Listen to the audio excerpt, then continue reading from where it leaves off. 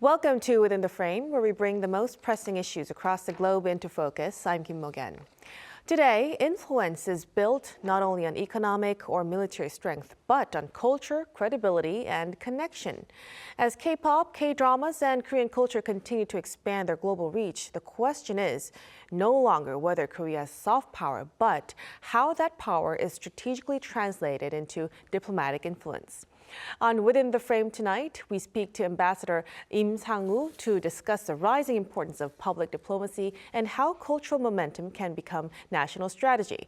Drawing from his experiences in Madagascar and India, we explore the impact of youth engagement, local cultural understanding, and digital outreach, and examine the future direction of Korea's public diplomacy in a rapidly changing world. A very big welcome, Ambassador Lim. Well, thank you. Thank you for having me. Thank you so much for joining us tonight. So we hear that, Ambassador, from November, you have been serving as the Deputy Minister of Public Diplomacy at the Foreign Ministry of Korea. So in this area of soft power, how would you define the importance of public diplomacy? Well, my approach to diplomacy has always been people-centric. You know, whether we're discussing multilateral relations or bilateral relations between nations, in the end, it boils down to people-to-people interaction. So public diplomacy, we can say that it is the diplomacy of the heart. You know, it is the ultimate art of forging a trusting, lasting friendship. And in particular, in this era of uncertainty, you know, with a digital revolution coupled with geopolitical and geoeconomic changes, the importance of public diplomacy has really become very salient.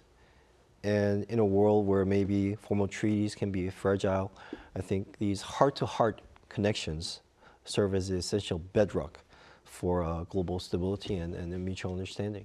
Now, Ambassador, with your new post, I also want to ask, what do you believe are the most essential qualities and fundamental goals of your new position?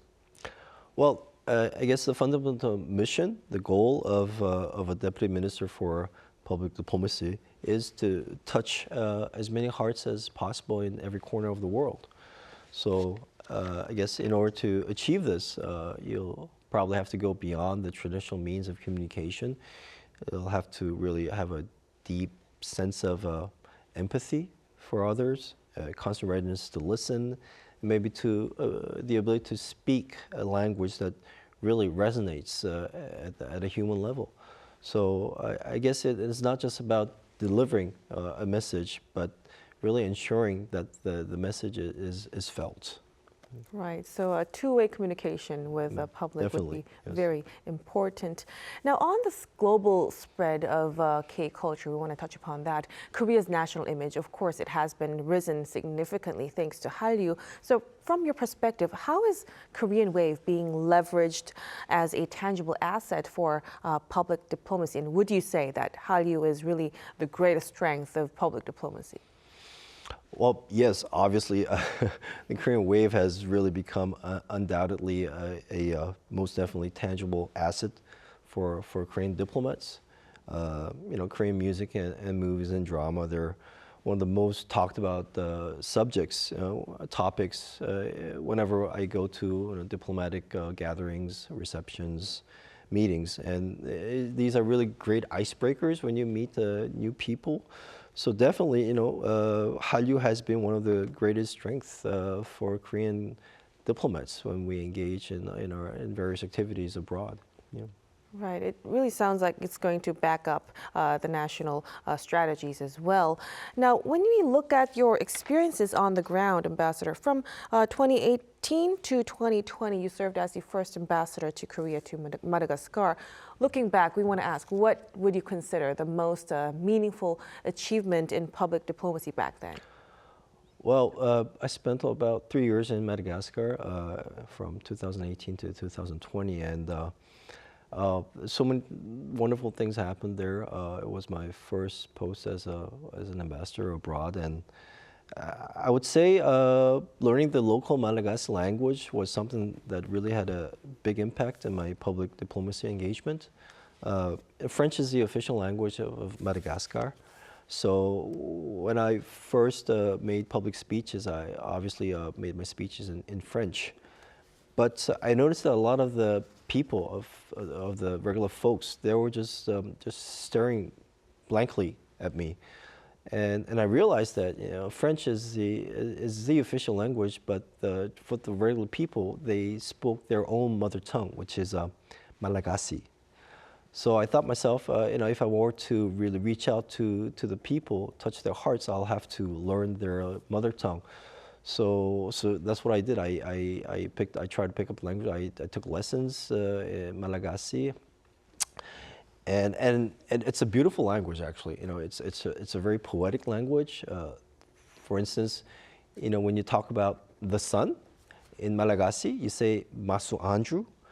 Masu means eye, and Andrew means day. So the sun is the eye of the day. Wow. Yeah, very poetic. All the words are like that, and the grammar is also very unique. In Malagasy grammar, the subject always comes at the end of the sentence. So you'll have to listen very carefully to what the person is talking about. And because you never know who's talking. Is he talking about me, him, or her? You have to listen to the very end, very attentively. So it's a great language.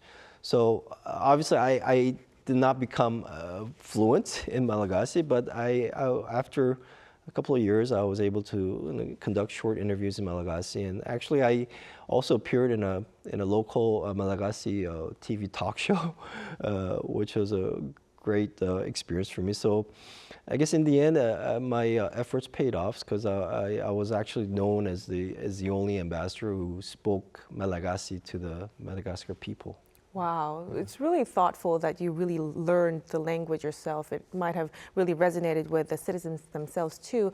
Now, we also hear that in particular, you launched the youth supporter group 친구 de la Corée, if I pronounce it correct. Yeah, 친구 de la Corée. Right. Yeah. And bringing together fans of Korean culture to serve as a bridge between the two countries. In your view, what is the power and what's the significance of youth-driven diplomacy? Yes, the youth are the future leaders, and in Madagascar, it's a very young country with, if I remember correctly, 60% of the whole population. The population was about 27 million when I was there. 60% of 27 million are under the age of 25, so really young country. And so I try to engage the young people, the Malagasy, as much as possible to instill in them this sentiment of purpose and to let them know that Madagascar, despite its challenges and the difficulties that it's facing, it could actually become the next Korea. Madagascar used to outperform Korea until 1967. So I used to emphasize that historical fact too. So I engage with the Malagasy youth regularly, and I thought, why not organize a group of young Malagasy supporters for the Korean embassy, and that's what I did. And now we're actually receiving applications from not just the capital area, Antananarivo, but all over Madagascar, and people who went through the 친구 program, some of them, they actually went on to go to Korea and study in Korea. So we're actually taking part in nurturing the future leaders of Madagascar. Wow, so it's also kind of a long-term investment when it comes to public trust with them. Now, alongside that, you also served at the Korean Embassy in India. We hear that you personally produced a dance cover video to a very popular theme song in Indian film. And the video, of course, it received widespread attention and was also recognized from Prime Minister Modi.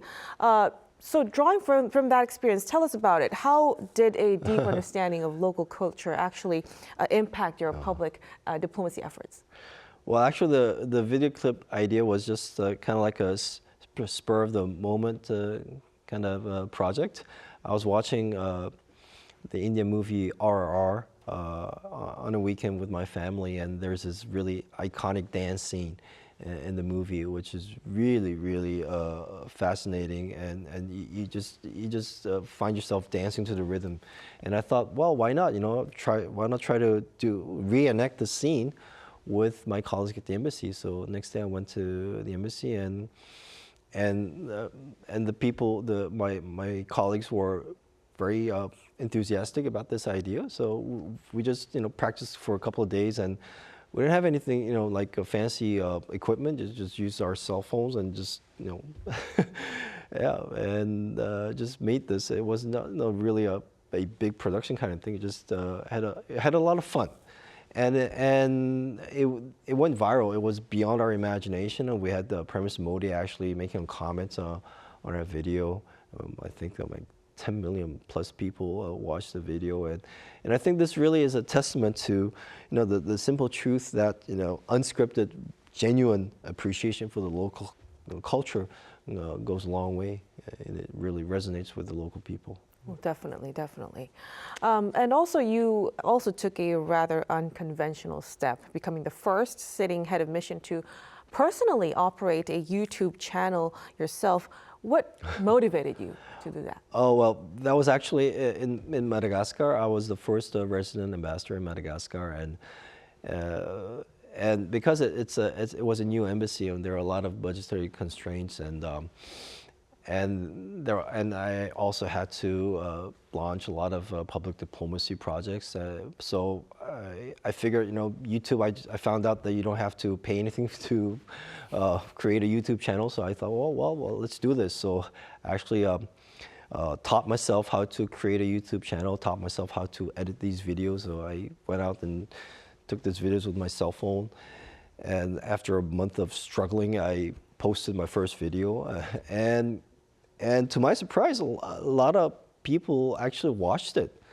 And really, I think it was really a new chapter in how I conduct diplomacy. With this SNS tool, diplomacy is no longer something that is conducted behind the scenes with diplomatic secret discussions. No, it's now it could be out in the open. I used to film my interactions with Malagasy ministers, and whenever I had these high-level meetings, I actually took out my camera and asked if I could film this for the Korean audience, and my Malagasy colleagues were very happy to do so. So actually, the people, by watching my channel, could be with me at the very scene of where diplomacy is taking place. So it's a new kind of way of conducting public diplomacy now with the digital revolution that we're experiencing. So I think it's a profoundly positive shift. Now we're conducting diplomacy with the people, and we're actually being more accountable to the people that we represent. Wow, a very bold and really influential move that you've made over there.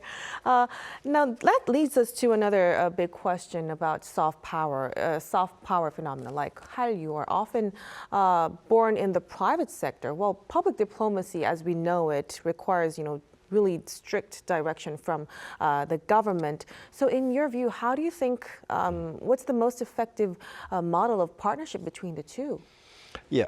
Hallyu is first and foremost, it's a creation of the private sector. It is not something that the government issues. So Hallyu is grown organically from the creation and the passion of artists and entrepreneurs.